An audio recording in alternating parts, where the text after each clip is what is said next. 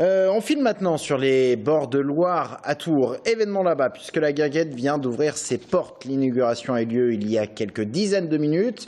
On va y retrouver sur place Audrey Champigny. Audrey, l'ouverture de la Guinguette était attendue par beaucoup. Eh bien oui, ça y est, la Guinguette a pris ses quartiers sur les bords de la Loire et ce pour un peu plus de 4 mois. Alors l'inauguration a eu lieu vers 18 h, un peu plus d'une heure.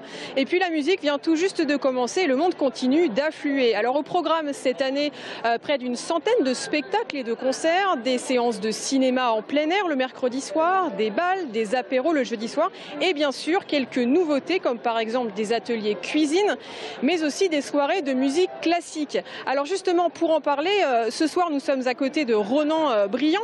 Bonsoir Ronan. Bonsoir. Alors vous êtes le président de l'association le Petit Monde et cette année des ateliers culinaires. En quoi ça va consister ces ateliers ? Ça va consister à rassembler des tourangeaux avec un chef local et à cuisiner des produits d'ici, dont certains qu'on ira cueillir en face. Avec un vrai chef ? Avec un vrai chef. Et ça consiste surtout à faire ensemble. C'est un lieu où on fait ensemble, on partage et puis où il se passe des choses, on se rencontre.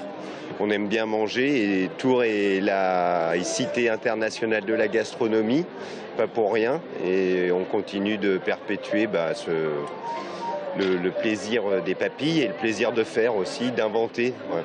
Alors vous êtes responsable de la programmation ici de la Guinguette et vous allez organiser cette année une nouveauté, à savoir des soirées de musique classique pour attirer une clientèle différente. On a toujours fait de la musique classique, mais on le met plus en valeur cette année. On a Delphine Lemaître qui s'occupe de la programmation très bien. C'est un parti pris de faire 4 samedis. C'est des soirées qui termineront certainement de manière festive. Mais on ramène le classique au même titre qu'on va faire des battles hip-hop ou du jazz pointu ou du swing. On met un coup de projecteur aussi sur le classique, parce que c'est beaucoup de plaisir aussi. Et puis quand on voit le lieu, ce soir particulièrement avec ce beau soleil qui se couche, je pense qu'accompagné d'une création classique contemporaine, c'est très intéressant. C'est une musique à découvrir. On est hors des édifices consacrés et ça nous plaît bien de la présenter ici. Merci beaucoup d'avoir été avec nous. Alors en effet, la Guinguette, ça fait 10 ans qu'elle bat son plein de mai à septembre. Et l'an dernier, par exemple, c'est près de 200 000 visiteurs qui sont venus ici flâner à la Guinguette. Alors on a rejoint aussi également par Céline Ballesteros. Bonsoir, vous êtes l'adjointe au commerce à la ville de Tours. Alors est-ce que tout simplement cette Guinguette qui est populaire, de plus en plus populaire, c'est aussi une manne financière et touristique pour une ville comme Tours ? La Guinguette, c'est surtout en termes d'attractivité et de dynamisme un élément essentiel, important de notre territoire aujourd'hui. Les Tourangeaux aiment s'y retrouver, aiment se promener au bord de la Loire, aiment aussi consommer un verre de bière ou autre et déguster quelques petites tapas. Donc c'est un des éléments majeurs de dynamisme de notre territoire. Alors autre petite question, l'an dernier on avait assisté aussi à une petite polémique, tout simplement parce que les bars de la ville se plaignaient que leur chiffre d'affaires était un peu en baisse pendant cette période. Comment est-ce qu'on fait, comment est-ce qu'on arrive à gérer pour que finalement tout le monde y retrouve son compte ? Il faut créer un lien entre les commerçants de la ville de Tours et la Guinguette.